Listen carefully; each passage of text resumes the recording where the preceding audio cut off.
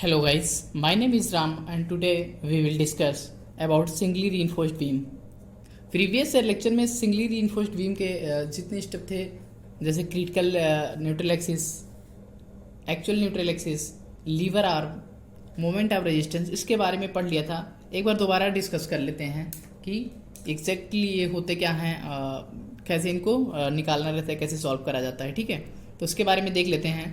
कोई beam given है, मान लो, ठीक है, जिसकी डायमेंशन दी है बी डी, विड्थ है ये विड्थ, और ये इफेक्टिव डेप्थ डी दिया है। बीम का क्रॉस सेक्शन दिया है, ये स्मॉल बी दिया है विड्थ, और ये इफेक्टिव डेप्थ स्मॉल डी दिया है।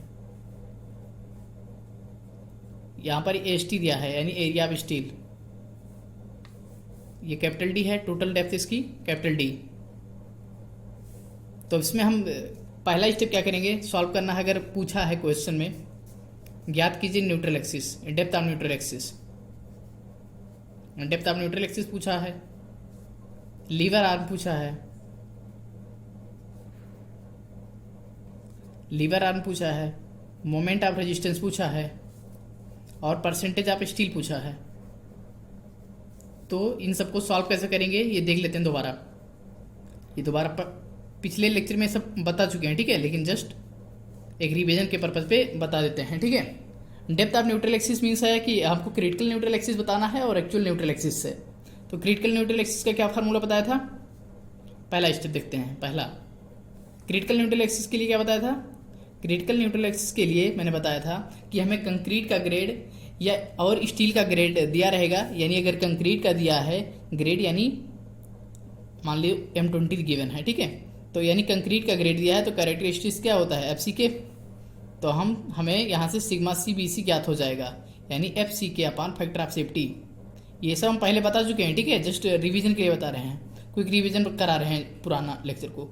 तो जैसे FCK कितना है, 20 है, फैक्टर ऑफ सेफ्टी कंक्रीट का ले रहे हैं 3, तो सिग्मा CBC तो लगभग कितना आ जाएगा, 7.5 लगभग, यानी लगभग 7.5 आएगा। ठीक है, ऐसे निकाल लेते हैं कंक्रीट का। अगर स्टील का दिया है, स्टील में सिग्मा ST ज्ञात करना हो तो कैसे ज्ञात करेंगे, देखो स्टील का ग्रेड दिया है, मान लो Fe 415, यानी ये इसका Fy कितना है 415 न्यूटन पर mm स्क्वायर, ये FCK इसका ऊपर वाले का 20 न्यूटन पर mm स्क्वायर। ठीक है, अब स्टील की बात रहे हैं, 415 दिया है ग्रेड, तो इसका यील्ड स्ट्रेस होगा 415 होगा। अगर हम सिग्मा ST की बात करें तो Fy upon factor of safety, इसमें फैक्टर ऑफ सेफ्टी स्टील में कितना लेते हैं, Fy हो जाएगा 415, फैक्टर ऑफ सेफ्टी लेते हैं 1.8, डिवाइड कर देंगे जितना आ जाएगा वही लेंगे वैल्यू। ठीक है, वैसे अब देखो क्रिटिकल न्यूट्रल एक्सिस ज्ञात करना है, तो क्या करेंगे हम, क्रिटिकल न्यूट्रल एक्सिस ज्ञात करने के लिए फार्मूला लगा देंगे। फार्मूला याद होगा, इसको डिनोट करते critical depth of critical neutral axis, depth of critical neutral axis, इसको डिनोट करते हैं XC से। होता है क्या formula, sigma CBC M sigma CBC अपान M sigma CBC plus sigma ST। ठीक है, ये हमारा फार्मूला है, इनटू D। सेकेंड स्टेप में देख लो, depth of actual neutral axis, depth of actual neutral axis, यानी XA की बात कर रहे हैं यहाँ पर, XA की।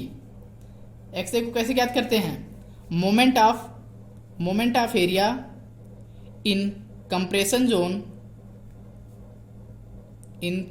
जोन को इक्वल कर दो, किसके, moment of area in tension zone, इसको दोनों को इक्वल करा दो। यहां से हम निकाल लेंगे एक्चुअल न्यूट्रल एक्सिस, देख लो कैसे होता है, B इंटू XA, ये हो जाए कंप्रेशन जोन का एरिया, यानी ये देखो, ये मान लो न्यूट्रल एक्सिस है, ये ऊपर का हो जाता है क्या, ऊपर का एरिया हो जाता है कंप्रेशन जोन का। ठीक है, तो इसका एरिया B इंटू ये X, ठीक है, B into XA into XA by 2 equal to M into AST m into S T area हो गया स्टील का इंटू ये डिस्टेंस क्या होगा, d माइनस एक्स ए। यहाँ पर हमें b पता होगा, ए एक्स ए ज्ञात करना है तो एक्स ए स्क्वायर हो जाएगा, यानी कि क्वाड्रेटिक इक्वेशन बन रहा है। m की वैल्यू पता होगी हमें, m इक्वल टू क्या होता है, m इक्वल टू होता है 280/3 सिग्मा सी बी सी। ठीक है, सिग्मा सी बी सी ज्ञात कर लिया, इधर पुट कर देंगे वैल्यू, m की वैल्यू हमें ज्ञात हो जाएगी। अब यहाँ पर सिर्फ अननोन एक्स ए है तो एक्स ए की वैल्यू ज्ञात कर लेंगे ना, ऐसे क्वाड्रेटिक इक्वेशन सॉल्व करके एक्स ए की वैल्यू ज्ञात कर लेंगे। हम क्या करेंगे, सेक्शन को बताना है कि अंडर रीइंफोर्स्ड है कि ओवर रीइंफोर्स्ड है कि बैलेंस सेक्शन है, तो क्या करेंगे, कंपेयर कराएंगे। थर्ड में क्या कराएंगे, compare. Check for section, section को पता करना है कौन सा है सेक्शन, चेक फॉर सेक्शन, यानी चेक फॉर से सेक्शन, सेक्शन को कंपेयर करा देंगे। Compare actual neutral axis and critical neutral axis, compare critical neutral axis and actual neutral axis. ठीक है, यहां से अगर एक्स ए ग्रेटर है एक्स सी से तो ये हो जाएगा over reinforced section, over reinforced section. अगर एक्स ए की वैल्यू लेस है एक्स सी से तो क्या हो जाएगा, under reinforced section, under reinforced section. अगर x a equal to x c है तो हो जाएगा बैलेंस सेक्शन।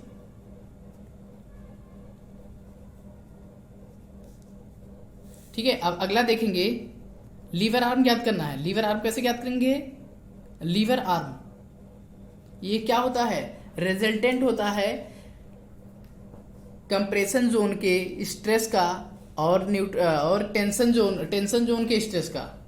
रिजल्टेंट के दोनों के रिजल्टेंट स्ट्रेस के डिस्टेंस, बीच की डिस्टेंस की दूरी होती है। देखो ये है स्ट्रेस हमारा कंप्रेशन जोन, तो इसका 1/3 यहाँ लाई करेगा और इसमें स्टील का यहीं पर सिर्फ, तो इसका 1/3 पे यानी XA/3 पर, तो टोटल डिस्टेंस D है। तो लीवर आर्म ये घटा देंगे, ये डिस्टेंस यानी XA/3 घटा देंगे, तो लीवर आर्म Z से डिनोट करते हैं इसे, इसको लिखेंगे D माइनस x/3, ये हो जाएगा लीवर आर्म। ठीक है, अब हम अगला स्टेप हमने बताया था मोमेंट ऑफ रेजिस्टेंस ज्ञात करना। तो मोमेंट ऑफ रेजिस्टेंस हम टेंशन जोन से भी ज्ञात कर सकते हैं, कंप्रेशन जोन से, लेकिन देखो कौन सा जोन प्रेफर करेंगे और कब करेंगे। तो देखो moment of resistance equal to होता है, बताया था मैंने, होता है moment of resistance force into lever arm, तो कौन सा फोर्स, कंप्रेशन जोन का भी, कंप्रेशन जोन का अगर लिखना हो, कंप्रेशन जोन से लिखना हो तो कंप्रेसिव फोर्स लिखेंगे इंटू लीवर आर्म। तो लिखो इसमें force into lever arm,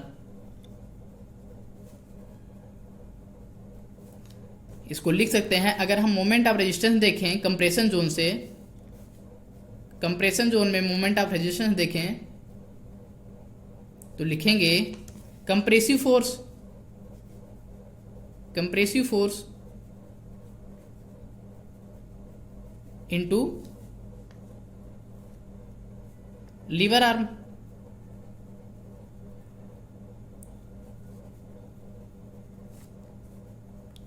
force equal to क्या होता है, स्ट्रेस इंटू एरिया। इसका मतलब है कंप्रेसिव स्ट्रेस लिखेंगे और एरिया लिखेंगे, कंप्रेशन जोन का एरिया इंटू कंप्रेशन जोन का एरिया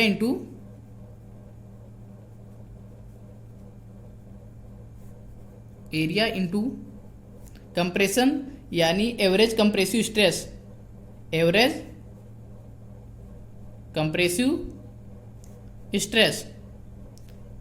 ये हो गया फोर्स इंटू लीवर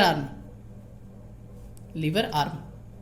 तो लिखेंगे कंप्रेसिव जोन का एरिया कितना होगा, एरिया वही होगा ना B इंटू एक्स ए, कंप्रेसिव जोन का स्ट्रेस, तो यहां पर जो अपर फाइबर होता है वहां पर सिग्मा सीबीसी जनरेट हो रहा है, सिग्मा सीबीसी यहां पर जनरेट हो रहा है, और यहां पर जीरो, न्यूट्रल एक्सिस पर कितना, जीरो, तो यानी sigma CBC plus 0/2 into lever arm. Lever arm को कैसे लिखते हैं, D - XA/3। ठीक है, अब क्या लिखेंगे यहां पर, moment of resistance in compression zone equal to क्या हो जाएगा, B into XA into sigma CBC by 2 into D - X/3। ये हमको क्या करना है, याद रखना है, या तो याद ये रखें या तो फिर ये रखना है कि फोर्स इंटू लीवर आर्म होता है, कंप्रेशन जोन का लिखेंगे ये, और टेंशन जोन का बता रहे हैं। अगला टेंशन जोन में देख लेते हैं, moment of resistance in tension zone, tension zone. ठीक है, टेंसाइल, तो लिखेंगे tensile force, tensile force into lever arm. Force equal to क्या होता है, स्ट्रेस इंटू एरिया, तो टेंशन एरिया लिखेंगे, तो स्टील का एरिया लिखेंगे, क्या होगा, M इंटू AST इंटू ये एरिया हो गया, इंटू स्ट्रेस होगा sigma ST/M into lever arm D - X/3। अब लिखेंगे M से M कैंसिल आउट हो जाएगा, तो लिखेंगे sigma ST into AST D - X/3, या इसको भी याद रखेंगे, मोमेंट ऑफ एरिया नहीं, moment of resistance in tensile zone.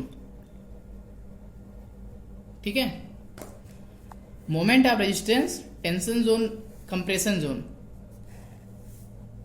में वैल्यू ये होगी। ठीक है, ये टेंशन जोन में, कंप्रेशन जोन वाली ये है, इसको क्या करना है, हमें याद रखना है, इंपॉर्टेंट है। ठीक है, अगर कॉन्सेप्ट समझ जाए तो फिर इतने याद रखने की जरूरत नहीं है, बट हाँ अपने इजी के लिए याद रख सकते हैं।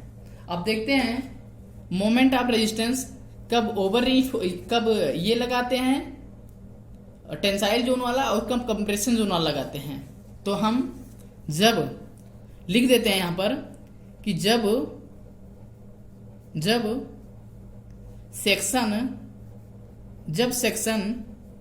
बैलेंस सेक्शन हो, जब सेक्शन बैलेंस सेक्शन है, बैलेंस सेक्शन है तो टेंशन जोन वाला या कंप्रेशन जोन वाला, तो moment of resistance tension zone, tensile zone या कंप्रेशन जोन, कंप्रेशन जोन कोई भी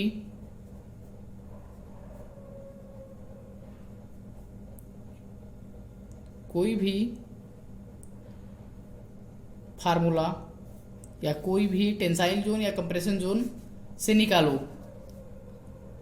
किसी से भी निकाल सकते हैं। ठीक है, किसी भी जोन से इजीली कैलकुलेट कर सकते हैं,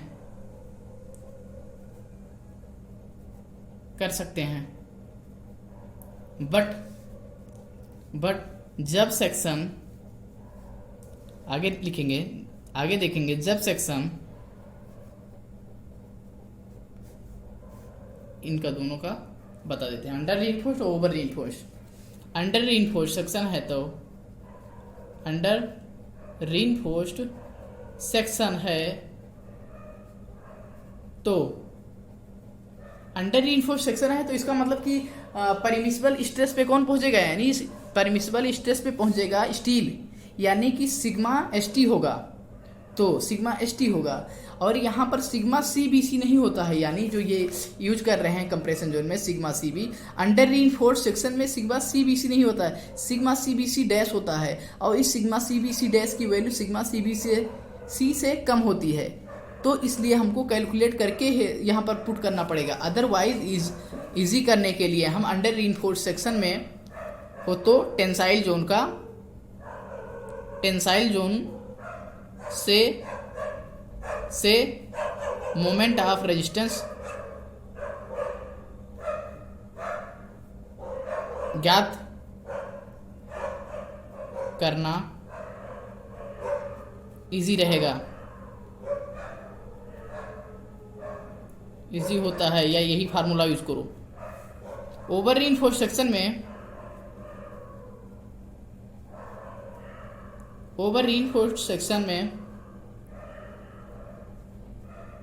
या ओवर रीइंफोर्स्ड सेक्शन है तो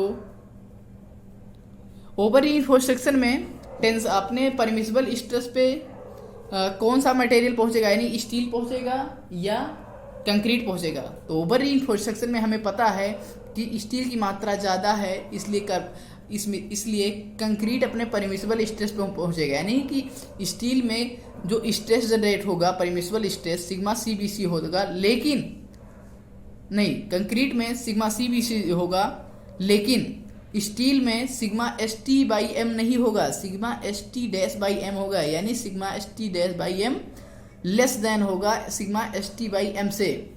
सो दैट हम कौन से जोन का यूज करेंगे, कौन से जोन का moment of resistance formula use करेंगे, ये कंप्रेशन जोन का, इसलिए ये इजी कर देगा क्वेश्चन को। तो मोमेंट ऑफ रेजिस्टेंस निकालने के लिए या कैलकुलेट करने के लिए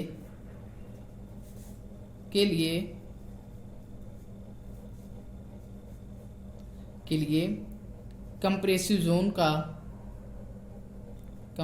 जोन से कैलकुलेट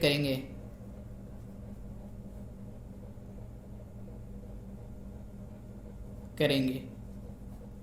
ठीक है, ये बहुत इंपॉर्टेंट पॉइंट है। ठीक है, कि जब सेक्शन टेंसाइल जब सेक्शन अंडर रीइंफोर्स्ड है तो ओवर रीइंफोर्स्ड है, तो मोमेंट ऑफ रेजिस्टेंस कौन सा फार्मूला इसमें यूज करेंगे कि, ठीक है, ये चीज याद रखेंगे। अभी क्वेश्चन में जैसे किसी क्वेश्चन में आएगा अंडर रीइंफोर्स्ड, किसी में ओवर रीइंफोर्स्ड आएगा, तो इसलिए ध्यान रखेंगे कि कौन सा फार्मूला कहाँ यूज करना है। ठीक है,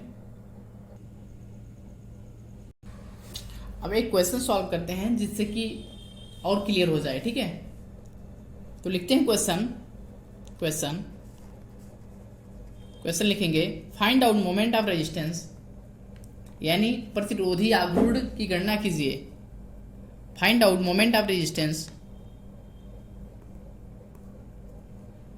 हिंदी में लिखेंगे प्रतिरोधी आघूर्ण की गणना कीजिए। प्रतिरोधी आघूर्ण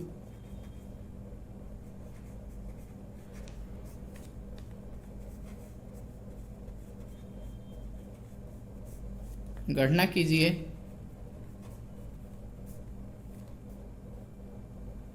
जिसमें सदैव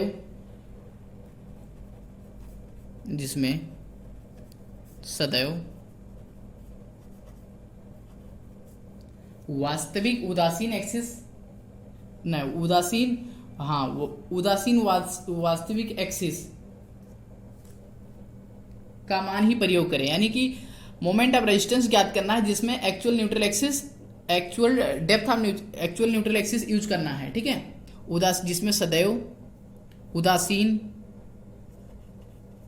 सदैव वास्तविक उदासीन अक्ष का ही प्रयोग करें।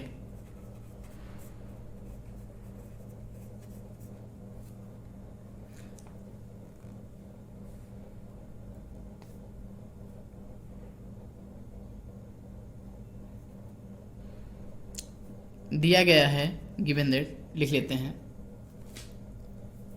मोमेंट ऑफ रेजिस्टेंस ज्ञात करना है हमें, जिसमें हमें क्या करना है, यूज करना है एक्चुअल न्यूट्रल एक्सिस का, यानी क्रिटिकल न्यूट्रल एक्सिस का डेप्थ का नहीं यूज करना है, actual depth of neutral axis का यूज करना है। क्वेश्चन देख लेंगे, इसमें मोमेंट ऑफ रेजिस्टेंस निकालना है जिसमें actual neutral depth of actual neutral axis का यूज करना है। और हमें दिया गया है क्या, देखो गिवन दैट वैल्यू दी गई है हमें, क्रॉस सेक्शन दिया है आरसीसी का, बीम का क्रॉस सेक्शन दिया है, बीम क्रॉस सेक्शन गिवन क्या क्या है, बीम क्रॉस सेक्शन दिया गया है, कितना है 20 mm नहीं 200 mm इंटू 400 mm।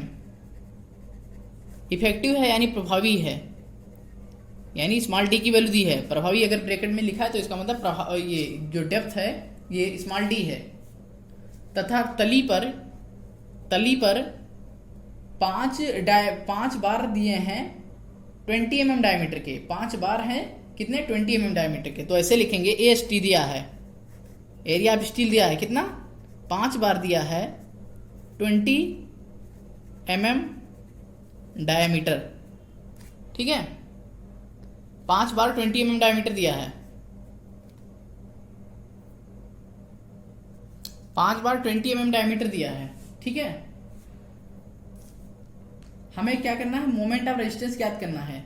और भी दिया है सिग्मा सी बी सी दिया है, परमिसिबल स्ट्रेस दिया है स्टील का, सिग्मा एस टी दिया है, सिग्मा एस टी दिया है 140 न्यूटन पर mm स्क्वायर, 140 न्यूटन पर mm स्क्वायर। कंक्रीट का भी परमिसिबल स्ट्रेस दिया है सिग्मा सी बी सी, कितना दिया है 7 न्यूटन पर mm स्क्वायर। एम दिया है मॉड्यूलर रेशियो दिया है कितना 13। अब हम कैलकुलेट करेंगे मोमेंट ऑफ रेजिस्टेंस, ठीक है। तो देखिए हम क्या करेंगे, कैलकुलेट करेंगे मोमेंट ऑफ रेजिस्टेंस। तो स्टार्टिंग में क्या करेंगे, फर्स्ट स्टेप क्या बताया था, स्टेप फर्स्ट मैंने सॉल्यूशन देखो इसमें बताया था पहला स्टेप क्या करना है हमें, स्टेप फर्स्ट में क्रांतिक उदासीन अक्ष की स्थिति ज्ञात करना है, यानी depth of critical neutral axis, यानी हमें ज्ञात करना है एक्स सी की वैल्यू। तो एक्स सी इक्वल टू क्या होता है, फार्मूला हमारा m sigma C B c, formula बार बार लिखेंगे जिससे कि याद हो जाए, m sigma C B C plus sigma s t into depth, कौन सा इफेक्टिव डेप्थ, एम की वैल्यू कितनी है 13, सिग्मा सी बी की वैल्यू कितनी है 7 upon 13 into 7 plus sigma s t की वैल्यू कितनी है 140 इंटू इफेक्टिव डेप्थ गिवन है 400 mm। एक्स की वैल्यू हमारी आ जाएगी, एक्स की वैल्यू आएगी 157.57 mm। कैलकुलेट करने के बाद में एक्स की वैल्यू ये आ जाएगी, ठीक है। अब देखेंगे स्टेप सेकेंड। फर्स्ट स्टेप में हम क्या किए, क्रिटिकल न्यूट्रल एक्सिस ज्ञात किए। सेकेंड स्टेप में क्या करेंगे, depth of actual neutral axis ज्ञात करेंगे, depth of actual neutral axis यानी वास्तविक उदासीन अक्ष की स्थिति ज्ञात कर रहे हैं। तो इसके लिए मैंने क्या बताया था, एक्स ए ज्ञात करना है। इसके लिए क्या बताया था, हमको करना है moment of area in compression zone किसके बराबर कर देना है, moment of area in tension zone, दोनों क्या कर देना है, बराबर कर देना है। तो moment of area in compression zone यानी एरिया लिखेंगे B into X A by 2 equal to steel का एरिया लिखो MAST इंटू कौन सा distance D minus x A by 2। हमें सभी वैल्यू पता है, सिर्फ x की वैल्यू नहीं पता है बस। एस टी की वैल्यू यहाँ से निकाल लो, कितना दिया था 5 बार, तो लिखेंगे ऐसे कि एस टी के एरिया हमें निकालना है 5 bar into π/4 d square, d means diameter 20 का स्क्वायर। कैलकुलेट करने के बाद में आ जाएगा हमारा एस टी 1570 mm²। ठीक है, एरिया ऑफ स्टील निकालना पता चला, 5 से मल्टीप्लाई करा देंगे, 5 बार है कितना, π/4 d²। डी की वैल्यू कितनी दी है, डायमीटर 20 mm, 1570 न्यूटन, नहीं 1570 mm² आ गया। एक्चुअल न्यूट्रल एक्सिस ज्ञात कर रहे हैं अभी हम, तो बी की वैल्यू पुट कर देंगे। बी की वैल्यू कितनी गिवन है, 200 into XA into XA/2 into नहीं इक्वल टू एम की वैल्यू कितनी है 13, AST की वैल्यू 1570 इंटू डी की वैल्यू हमें पता है कितना 400, माइनस XA की नहीं पता है, XA ही तो कैलकुलेट करना है। अब यहाँ से हमारा क्वाड्रेटिक इक्वेशन बनेगा, देखो इससे ये कैंसिल आउट, यानी 2 से 100, 200 को 2 से डिवाइड कर दो, यानी 100 आ जाएगा इंटू XA का होल स्क्वायर इक्वल टू 1370 को मल्टीप्लाई करा दो और फिर अंदर करा दो मल्टीप्लाई, 1370 नहीं 13 गुणे 1570 इंटू 400, ये हो गया। इसको अंदर मल्टीप्लाई करा दिए, माइनस 1300 इंटू 1570 इंटू XA/3, ये आ गया। अब 100 XA² इक्वल टू ये आ जाएगा 81 64 000 माइनस 20 410, 20,410, यानी हमारा क्या 100 XA² माइनस इसको इधर ले आओ तो प्लस हो जाएगा 20,410 XA माइनस 81 64 1 2 3 30 इक्वल टू 0। अब ये हमारा क्वाड्रेटिक इक्वेशन बन गया। क्वाड्रेटिक इक्वेशन हो गया, यानी द्विघातीय समीकरण बन गया। तो इसको हम या तो श्रीधराचार्य नियम से निकाले, या तो कैल्सी में डायरेक्ट ABC की वैल्यू पुट करो, डायरेक्ट कैलकुलेट होके आ जाएगा XA की। लेकिन क्वाड्रेटिक इक्वेशन है तो इसमें x की 2 वैल्यू आएंगी, एक पॉजिटिव आएगी एक निगेटिव, तो पॉजिटिव वाली वैल्यू हम अडॉप्ट कर लेंगे। कैल्सी में हम पुट करने के बाद में 201.4 mm वैल्यू पा रहे हैं XA की वैल्यू। ठीक है, अब यहां पर क्या करेंगे, स्टेप थर्ड ज्ञात करेंगे। नेक्स्ट क्या है, स्टेप थर्ड में क्या करते हैं, चेक फॉर सेक्शन को चेक करते हैं। Step third, check for section कि कैसा सेक्शन है, अंडर रीइंफोर्स्ड है, ओवर रीइंफोर्स्ड या बैलेंस सेक्शन है। चेक फॉर सेक्शन के लिए क्या करते हैं, कंपेयर, इसमें लिखेंगे कंपेयर XA एंड XC। तो कंपेयर करने के बाद में देखेंगे कितनी आ रही है, XC की वैल्यू 157 आ गई है, XA की वैल्यू 201 आई है, यानी कि XA ग्रेटर है XC से, यानी क्या है ये ओवर रीइंफोर्स्ड सेक्शन।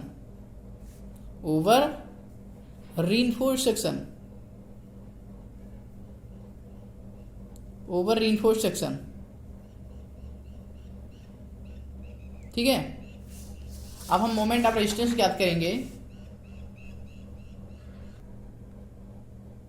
चूंकि सेक्शन ओवर रीइंफोर्स्ड सेक्शन आ गया है, यानी कि सेक्शन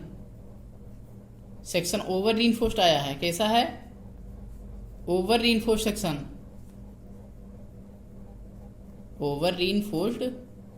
सेक्शन। देन अब हमको क्या करना है, कैलकुलेट करना है मोमेंट ऑफ रेजिस्टेंस। अगला स्टेप क्या है, मोमेंट ऑफ रेजिस्टेंस, यानी कितने स्टेप हो गए, 3। चौथा स्टेप मोमेंट ऑफ रेजिस्टेंस है, स्टेप फोर्थ है मोमेंट ऑफ रेजिस्टेंस। तो मोमेंट ऑफ रेजिस्टेंस मैंने क्या बताया था, ओवर रीइंफोर्स्ड सेक्शन है, तो इसमें होगा concrete will reach firstly to its permissible limit, यानी इसका मतलब है ओवर रीइंफोर्स्ड सेक्शन आ गया है तो कंक्रीट पहले अपने अपने परमिसिबल लिमिट पर पहुंचेगा, यानी कंक्रीट पहले फेल होगा। तो इसका मतलब है कंक्रीट विल फेल फर्स्टली। तो क्या होगा, कौन सा फेलियर आएगा यहां पर, आएगा ब्रिटल फेलियर। तो अब हम मोमेंट ऑफ रेजिस्टेंस ज्ञात करना है। अगला स्टेप मोमेंट ऑफ रेजिस्टेंस है। तो मोमेंट ऑफ रेजिस्टेंस में अगर बताया था मैंने ओवर रीइंफोर्स्ड सेक्शन आ रहा है, तो कंप्रेशन जोन से मोमेंट ऑफ रेजिस्टेंस ज्ञात कर लो easily. Moment of resistance equal to लिखेंगे compressive force into lever arm. तो कंप्रेसिव फोर्स क्या होता है, कंप्रेसिव फोर्स में कंप्रेशन जोन का एरिया होगा। एरिया क्या है, बी इंटू एक्स सी।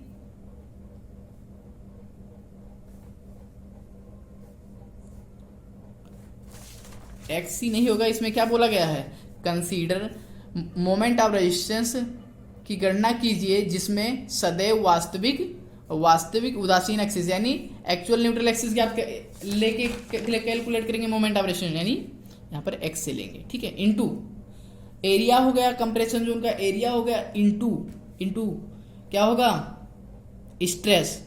कैसा stress, average stress compression zone का, ये होगा sigma C B C plus 0/2 into lever arm को कैसे लिखेंगे, /3। अब लिखेंगे बी की वैल्यू जो गिवन है हमें पहले से दी गई है 200 mm इंटू एक्स ए, यानी कि जो X A actual neutral axis वाली याद किए थे, तो 201.4 into sigma C B C कितनी है, सिग्मा सी बी सी हमें गिवन है 7 plus 0/2 into t minus x a. तो डी की वैल्यू गिवन है 400 mm माइनस 201.4/3 आ जाएगा ये 200 इंटू 201.4 इंटू 7/2 इंटू इसमें से घटा देंगे 400 में से जो आएगा 201.4/3। फाइनली हम कैलकुलेट करने के बाद में हमें मिलेगा मोमेंट ऑफ रेजिस्टेंस की वैल्यू आएगी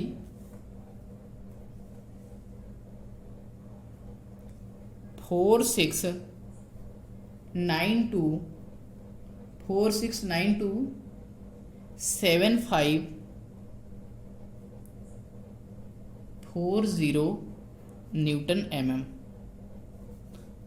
यानी 246 यानी 46.928 किलो न्यूटन मीटर, ठीक है, ये वैल्यू आएगी। फाइनली ये आंसर हो गया हमारा। उसके बाद में अगर बोला होता कि परसेंटेज ऑफ स्टील भी बताओ, तो लिख लेते यहाँ पर अगला स्टेप, या इसके बाद में लिखते हैं परसेंटेज ऑफ स्टील। मान लो स्टेप कौन सा, 4 स्टेप हो गए हैं, 5वां अगर लिखते यहाँ पर परसेंटेज ऑफ स्टील पूछा होता तो वो भी लिख लेते, percentage of steel equal to क्या होता है, AST upon B into D into 100। तो AST की वैल्यू कितनी गिवन है, AST की वैल्यू हम कैलकुलेट किए हैं 1570 अपान बी की वैल्यू कितनी है, बी की वैल्यू गिवन है 200 इंटू डी की वैल्यू 400 इंटू 100। तो 100 से ये 100 कैंसिल आउट हो गए, ये 800 हो गया, यानी 1570 अपान 800। इसको जितनी वैल्यू आएगी बस वही हमारी हो जाएगी परसेंटेज ऑफ स्टील, यानी जितनी वैल्यू आएगी वो हमारी परसेंटेज में रहेगी जो भी वैल्यू, ठीक है। ये हमारा मोमेंट ऑफ रेजिस्टेंस अगर पूछा होता तो ये आंसर है, परसेंटेज ऑफ स्टील पूछा होता तो ये आंसर है। अगर पूछा होता सेक्शन कैसा है, अंडर रीइंफोर्स्ड है, ओवर रीइंफोर्स्ड है कि कौन सा सेक्शन है, तो सेक्शन पूछा होता तो सेक्शन ये है, ओवर रीइंफोर्स्ड सेक्शन, ठीक है। ये हम फर्स्ट टाइप का क्वेश्चन किए हैं कि अगर इस प्रकार पूछा जाएगा, डायरेक्ट मोमेंट डायरेक्ट वैल्यू दे देगा, क्रॉस सेक्शन दे देगा हमें बीम का क्रॉस सेक्शन दे देगा, परमिसिबल स्ट्रेस दे देगा स्टील कंक्रीट का, इन सब का। उसके बाद में पूछेगा कि मोमेंट ऑफ रेजिस्टेंस बताओ, तो ऐसे ही सॉल्व करेंगे। पहले क्या करेंगे, क्रिटिकल न्यूट्रल एक्सिस ज्ञात कर लेंगे। एक्स सी क्या फार्मूला बताया है, m sigma C B c upon m sigma C B C plus sigma s t into d. Second formula क्या, सेकेंड चीज क्या है, क्रिटिकल न्यूट्रल एक्सिस नहीं एक्चुअल न्यूट्रल एक्सिस।